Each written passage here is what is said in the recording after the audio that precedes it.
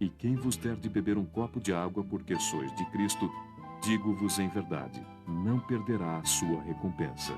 Mas todo o que fizer cair no pecado a um destes pequeninos que creem em mim, melhor lhe fora que uma pedra de moinho lhe fosse posta ao pescoço e o lançassem ao mar. Se a tua mão for para ti ocasião de queda, corta-a.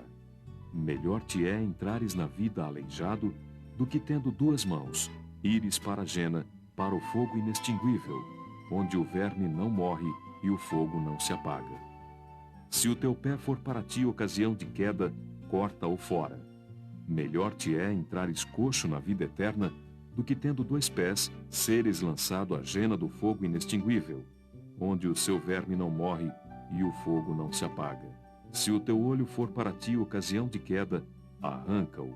Melhor te é entrares com um olho de menos no reino de Deus, do que tendo dois olhos, seres lançado à jena do fogo, onde o seu verme não morre e o fogo não se apaga. Porque todo homem será salgado pelo fogo. O sal é uma boa coisa, mas se ele se tornar insípido, com que lhe restituireis o sabor? Tende sal em vós, e vivei em paz uns com os outros.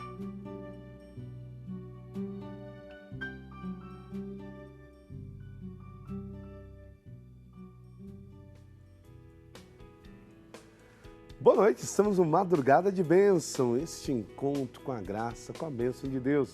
Na Madrugada de Bênção você vai enveredando-se sempre mais pelo caminho do Senhor, buscando agora, nesse novo tempo que vai se abrir para nós. Estamos aí nos aproximando já do tempo quaresmal, também agora com as festividades do Carnaval, fazer compreender na nossa vida a importância de algo que é fundamental para a vida do cristão, a Palavra de Deus. Então, dentro do tema de hoje, você se apega à Palavra de Deus. Vamos meditar um pouco sobre o Evangelho do dia. Esse Evangelho de hoje nos traz essa riqueza dos valores. Parece-nos que, para seguir ao reino de Deus, dá a impressão que eu tenho que mutilar ao meu corpo. Lembre bem claro que a mutilação é compreendida como um pecado para nós, uma falta, como um erro gravíssimo, tá certo? Então, um pecado mortal aí que você comete. Então, é preciso compreender bem a palavra de Deus. Não é necessário levar ao pé da letra a essência e o sentido dessa palavra, mas é preciso fazê-lo interpretar-se agora na tua vida. Quando o Senhor exorta a nós, primeiramente, a necessidade de viver conforme o teu ensinamento, conforme a tua palavra, e esta necessidade também de mutilar, sim, espiritualmente, algumas coisas que nos tiram do caminho de Deus, nos tiram da proximidade com Deus. Quando as pessoas dizem, olha, eu não me controlo, eu não consigo controlar meus passos, eu não consigo controlar a minha vontade, o dependente do álcool, por exemplo, quantas vezes ele fala, eu passo na frente do bar e aí quando eu vejo eu estou lá dentro, quando você vê. Então vamos cortar esse olhar da alma, esse olhar da carne, para que você possa olhar agora com a visão do Espírito. O mesmo é o jovem na dependência, o adulto na dependência dos entorpecentes, tão comum hoje no meio de nós. Nós vemos tantas pessoas enveredando por esse caminho. É preciso cortar tudo aquilo que nos leva à queda, aquilo que nos leva ao erro. Então, às vezes o pai diz, a mãe diz, olha, corta os círculos, corta o andar com essas pessoas. Você percebe? Você vai mutilando no espírito aquilo que você sabe que não te conduz para o bom caminho, que não te faz crescer e principalmente te leva à ruína, à queda. Então entender esta mutilação que o Senhor nos pede com esta atitude de tirar do caminho, tirar de nossa vida o que nos leva à queda e à ruína. E assim nós vamos aplicando em tantas outras coisas, Na moderação com relação à gula, é preciso controlar, é preciso trabalhar o olhar, é preciso trabalhar o paladar, é preciso trabalhar aí o modo de comer para a gente poder se readaptar também a um estilo saudável. E assim nós vamos olhando também aos pecados, Quantas coisas nós cometemos, na verdade, no dia a dia, coisas que vão se repetindo. Vira uma bola de neve, um repeteco imenso na nossa vida de a mesma falta, os mesmos erros, sempre. É preciso ir tirando tudo isso do caminho, para que assim então eu possa assumir esse propósito único e verdadeiro de fazer a vontade do Senhor. Fazendo entender que é fácil cumprir os planos de Deus, é fácil.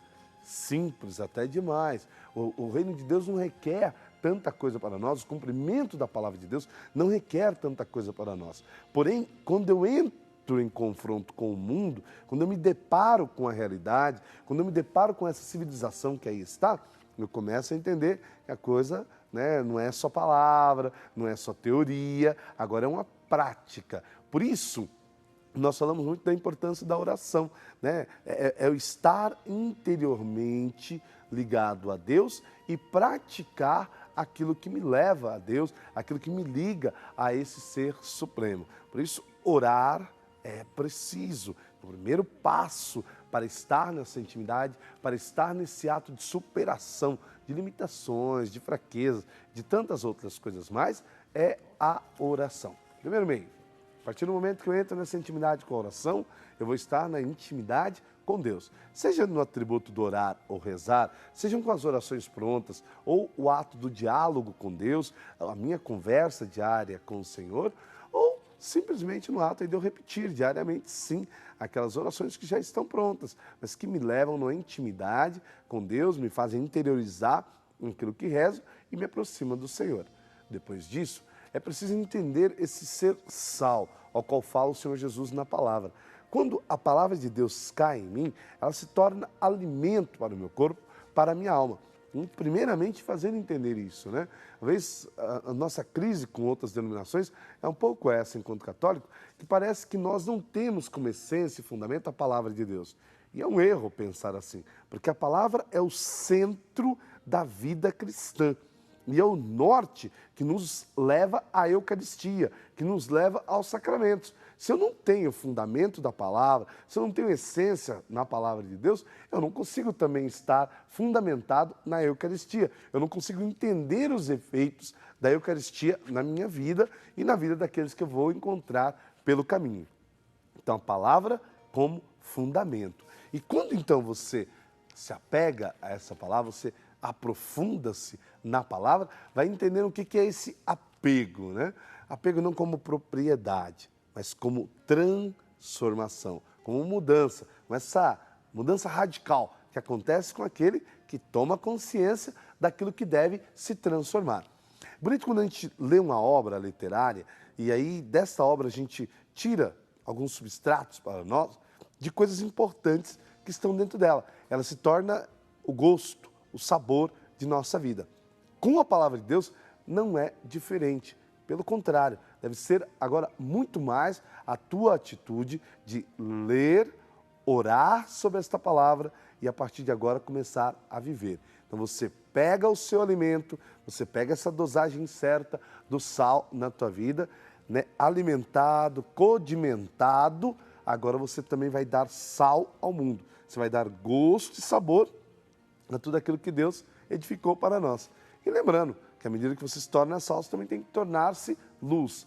Quem vence com a palavra, supera com a palavra e procura, através da palavra, tirar do caminho aquilo que distancia de Deus, naturalmente esse está recebendo essa seiva da vida, está recebendo esse sal da terra e esse chamado a ser luz do mundo. E agora então você vai ver que com o sal da unção você vai resplandecer ao outro a glória, a graça e a bênção de Deus. E é isso que a palavra tem que gerar em cada um de nós, né? Eu escuto tantas vezes as pessoas falarem sobre trechos desta ou daquela obra. A gente vê quantas pessoas citam filósofos, citam aí pensadores, ou alguns pensadores até modernos, escritores modernos. Ou seja, a palavra de Deus também tem este norte em nossas vidas de determinar para nós o segmento, a direção e o modo próprio de viver. Ou seja, a palavra de Deus é um livro de vida. E não é um livro de vida só para esta que nós estamos aqui ou para esta passagem que nós estamos vivendo. Mas é um livro para a vida eterna.